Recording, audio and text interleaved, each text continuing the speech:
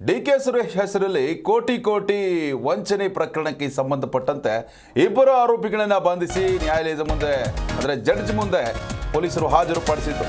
ಈಗ ಇಬ್ಬರಿಗೆ 14 ದಿನಗಳ ಕಾಲ ನ್ಯಾಯಾಂಗ ಬಂಧನವನ್ನು ವಿಧಿಸಿ ಕೋರ್ಟ್ ಅಂದರೆ ಜಡ್ಜ್ ನಿರ್ಧರಿಸಿದ್ದಾರೆ. ಈಗ ಐಶ್ವರ್ಯ ಗೌಡ ಹಾಗೂ ಹರೀಶ್ಗೆ ನ್ಯಾಯಾಂಗ ಬಂಧನ ಎದುರಾಗಿರುವಂಥದ್ದು. ಅವರು ಪರಪ್ಪನ ಅಗ್ರಹಾರ ಜೈಲಿನಲ್ಲಿ ಈಗ ಕಾಲ ಕಳೆಯಬೇಕಾಗಿದೆ. ಸೋಮವಾರ ಮತ್ತೆ ಬಾಡಿ ವಾರೆಂಟ್ ಮೇಲೆ ಕಸ್ಟಡಿಗೆ ಕೇಳುವಂತಹ ಸಾಧ್ಯತೆ ಇದೆ. ಅಂತಂದರೆ ಪ್ರೊಸೀಜರ್ ಪ್ರಕಾರವಾಗಿ ಯಾವತ್ತೂ ಕೂಡ ಜಡ್ಜ್ ಮನೆಗೆ ಹಾಜರುಪಡಿಸಿದಂತಹ ಸಂದರ್ಭದಲ್ಲಿ ಭಾಗಶಃ 99% ಈ ರೀತಿಯಾಗಿ ಜಡ್ಜ್ಗಳು ಕೂಡ ನಿರ್ಧಾರಕ್ಕೆ ಬರ್ತಾರೆ. ಅಂದರೆ ನಾಳೆ ಸರ್ಕಾರ ರಜೆ, ಇವತ್ತು ಕೂಡ ಸರ್ಕಾರ ರಜೆ ಇತ್ತು. ಹೀಗಾಗಿ ಐಶ್ವರ್ಯ ಗೌಡ ಹಾಗೂ ಹರೀಶ್ ಇಬ್ಬರನ್ನ ಬಂಧಿಸಿ ಕೋರಮಂಗಲದ ಜಡ್ಜ್ ಮನೆಗೆ ಹಾಜರುಪಡಿಸಲಾಗಿತ್ತು. ಸದ್ಯಕ್ಕೆ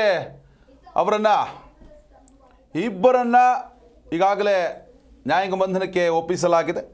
ಸೋಮವಾರ ಮತ್ತೆ ಬಾಡಿ ವಾರೆಂಟ್ ಮೇಲೆ, ಅಂದರೆ ಒಂದು ಬಾಡಿ ವಾರೆಂಟ್ ಅಂತ ರೂಲ್ ಇರುತ್ತೆ. ಜೈಲಿನಲ್ಲಿ ಇದ್ದಂತಹ ಏನು ನ್ಯಾಯಾಂಗ ಬಂಧನದಲ್ಲಿ ಇರುವಂತಹ ಆರೋಪಿಗಳನ್ನು ವಶಕ್ಕೆ ಪಡಿಬೇಕಾದ್ರೆ, ಅವರನ್ನು ವಿಚಾರಣೆ ನಡೆಸಬೇಕಾದ್ರೆ ಬಾಡಿ ವಾರೆಂಟನ್ನು ಕೋರ್ಟ್ನಿಂದ ತೆಗೆದುಕೊಳ್ಬೇಕಾಗತ್ತೆ. ಅದನ್ನು ತೆಗೆದುಕೊಂಡು ಸೋಮವಾರ ಇಬ್ಬರನ್ನು ಕೂಡ ವಶಕ್ಕೆ ಪಡೆದುಕೊಂಡು ವಿಚಾರಣೆ ನಡೆಸುವಂತಹ ಕೆಲಸವನ್ನು ಕೂಡ ಮಾಡ್ತಾರೆ. ಸದ್ಯಕ್ಕಂತೂ ದೊಡ್ಡ ಮಟ್ಟದ ಹೈಡ್ರಾಮಾ ಕೂಡ ನಡೀತಾ ಇತ್ತು.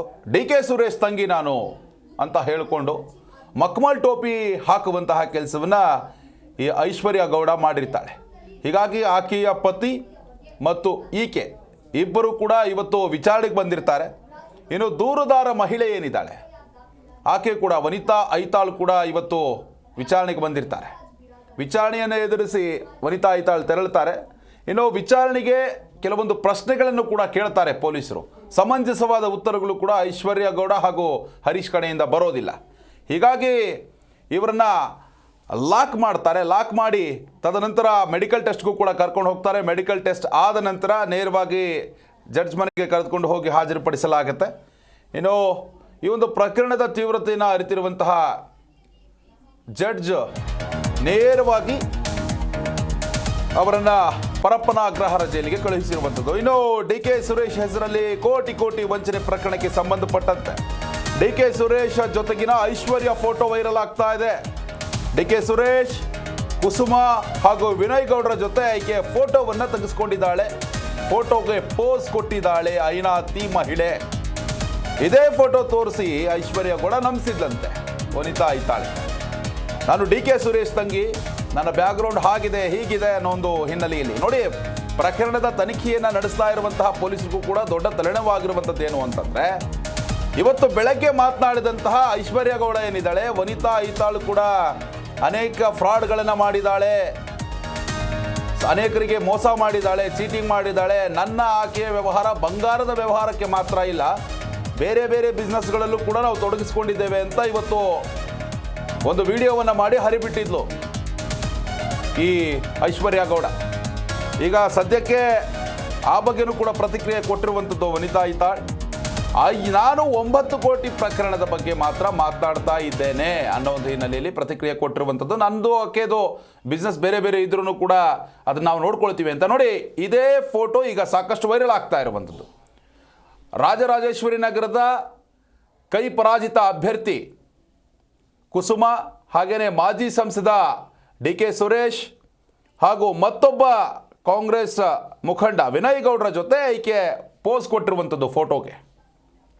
ಅಂದರೆ ಡಿ ಕೆ ಸುರೇಶ್ ಸಹ ಇವತ್ತು ಪ್ರತಿಕ್ರಿಯೆ ಕೊಟ್ಟಿದ್ರು. ಒಂದು ಫಂಕ್ಷನ್ಗೆ ಐಶ್ವರ್ಯ ಗೌಡ ಕರೆದಿದ್ಲು, ನಾನು ಅಲ್ಲಿ ಹೋಗಿದ್ದೆ. ಅದು ಬಿಟ್ಟರೆ ಆಕೆಗೆ ನನಗೆ ಅಂತಹ ಆಪ್ತತೆ ಕೂಡ ಇಲ್ಲ.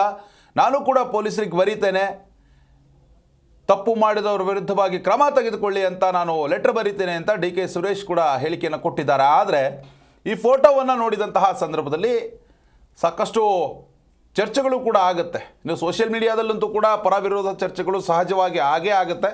ಸದ್ಯಕ್ಕಂತೂ ಈ ಐನಾತಿ ಮಹಿಳೆ ಏನಿದ್ದಾಳೆ ಈಕೆನ ಪೊಲೀಸರು ಬಂಧಿಸಿ ಈಗ ಜೈಲಿಗಟ್ಟಿದ್ದಾರೆ. ಸೋಮವಾರದ ನಂತರ ಮತ್ತೆ ಈಕೆನ ಬಾಡಿ ವಾರೆಂಟ್ ಮೇಲೆ ಮತ್ತು ಈಕೆಯ ಪತಿಯನ್ನು ಬಾಡಿ ವಾರೆಂಟ್ ಮೇಲೆ ತೆಗೆದುಕೊಂಡು ಏನೆಲ್ಲ ಹಣ ಅಂದರೆ ಗೋಲ್ಡನ್ನು ಫ್ರಾಡ್ ಮಾಡಿದಾರಲ್ಲ ಅದನ್ನು ರಿಕವರಿ ಮಾಡುವಂತಹ ಕೆಲಸ, ಅದೇ ರೀತಿಯಾಗಿ ವಿಚಾರಣೆ ಮಾಡುವಂತಹ ಕೆಲಸವನ್ನು ಕೂಡ ಮಾಡ್ತಾರೆ. ಇನ್ನು ಈ ಪ್ರಕರಣದಲ್ಲಿ ಇನ್ನೂ ದೊಡ್ಡವರು ಇದ್ದಾರೆ ಅನ್ನೋ ಒಂದು ಅನುಮಾನಗಳು ಕೂಡ ವ್ಯಕ್ತ ಆಗ್ತಾ ಇದೆ. ಅವರ ಹೆಸರುಗಳು ಹೊರಗಡೆ ಬರುತ್ತೋ ಇಲ್ವೋ ಅದು ಬೇರೆ ವಿಷಯ. ಆದರೆ ಡಿ ಕೆ ಸುರೇಶ್ ಅವರ ಹೆಸರಲ್ಲಿ ಈ ಧರ್ಮೇಂದ್ರ ಏನಿದ್ದಾನೆ ನಟ, ಈತ ಒಬ್ಬ ಖ್ಯಾತ ನಟನ ಆಪ್ತ ಸ್ನೇಹಿತ ಕೂಡ ಹೌದು. ಆತ ಕೂಡ ಡಿ ಕೆ ಸುರೇಶ್ ಹೆಸರಲ್ಲಿ ಮಾತನಾಡ್ತಾನೆ. ಯಾವಾಗ ಪ್ರಕರಣ ಹೊರಗಡೆ ಬರುತ್ತೋ, ಮಾಧ್ಯಮಗಳಲ್ಲಿ ನಾವು ಸುದ್ದಿಯನ್ನು ಬಿತ್ತರಿಸ್ತೇವೋ, ಈತ ಅಬ್ಸ್ಕಾಂಡ್ ಆಗಿರುವಂಥದ್ದು, ನಾಪತ್ತೆ ಆಗಿದ್ದಾನೆ. ಆತನನ್ನು ಬಂಧಿಸಿದಂತಹ ವೇಳೆ ಕೆಲವೊಂದು ವಿಷಯಗಳು ಕೂಡ ಹೊರಗಡೆ ಬರುತ್ತೆ. ಡಿ ಕೆ ಸುರೇಶ್ ಹೆಸರಲ್ಲಿ ಮಾತನಾಡ್ತಾರೆ ಅಂತಂದರೆ ಈತನಿಗೆ ಎಷ್ಟು ಧೈರ್ಯ, ಒಬ್ಬ ಮಾಜಿ ಸಂಸದರು ಮತ್ತು ಹಾಲಿ ಉಪಮುಖ್ಯಮಂತ್ರಿಗಳ ಸಹೋದರನ ವಾಯ್ಸ್ನಲ್ಲಿ ಮಾತನಾಡಿ ಯಾಮಾರಿಸುವಂಥದ್ದು. ಇಂತಹ ಪ್ರಕ್ರಿಯೆಗಳಲ್ಲಿ ಸಿನಿಮಾ ನಟರು ತೊಡ್ಕೊತಾರೆ ಅಂತಂದರೆ ನಿಜವಾಗ್ಲೂ ಕೂಡ ನಾಚಿಕೆಗೇಡಿನ ಸಂಗತಿ. ಸದ್ಯಕ್ಕೆ ಆತ ಎಸ್ಕೇಪ್ ಕೂಡ ಆಗಿದ್ದಾನೆ. ಈ ಫೋಟೋಗಳೇನಿದೆಯಲ್ಲ, ಇವು ಸಾಕಷ್ಟು ವೈರಲ್ ಕೂಡ ಆಗ್ತಾ ಇದೆ. ಇದರ ಬಗ್ಗೆ ಡಿ ಕೆ ಸುರೇಶ್ ಅವರು ಕೂಡ ಕ್ಲಾರಿಟಿಯನ್ನು ಕೊಟ್ಟಿದ್ದಾರೆ. ಆದರೆ ಇಂತಹ ಫೋಟೋಗಳನ್ನು ಇಟ್ಕೊಂಡು ಇಂಥವರು ಚೀಟಿಂಗ್ ಮಾಡುವಂಥದ್ದು, ಜನರಿಗೆ ಮಕ್ಕಳ ಟೋಪಿ ಹಾಕುವಂಥದ್ದು, ಕೋಟಿಗಟ್ಟಲೆ ಹಣ ಗಳಿಸಿ ಐಷಾರಾಮಿ ಜೀವನವನ್ನು ಕೂಡ ನಡೆಸ್ತಾ ಇರ್ತಾರೆ. ಸದ್ಯಕ್ಕೆ 14 ದಿನ ನ್ಯಾಯಾಂಗ ಬಂಧನಕ್ಕೆ ಒಳಗಾಗಿದ್ದಾರೆ ಐಶ್ವರ್ಯ ಗೌಡ ಹಾಗೂ ಹರೀಶ್. ಬಾಡಿ ವಾರೆಂಟ್ ಮೇಲೆ ಪೊಲೀಸರು, ಚಂದ್ರಲೋಡ್ ಪೊಲೀಸರು ತಗೊಳ್ತಾರೆ. ಅದಾದ ಮೇಲೆ ಈ ಪ್ರಕರಣ ಎಲ್ಲಿಗೆ ಹೋಗಿ ನಿಲ್ಲುತ್ತೆ ಅಂತ ಕಾದು ನೋಡೋಣ.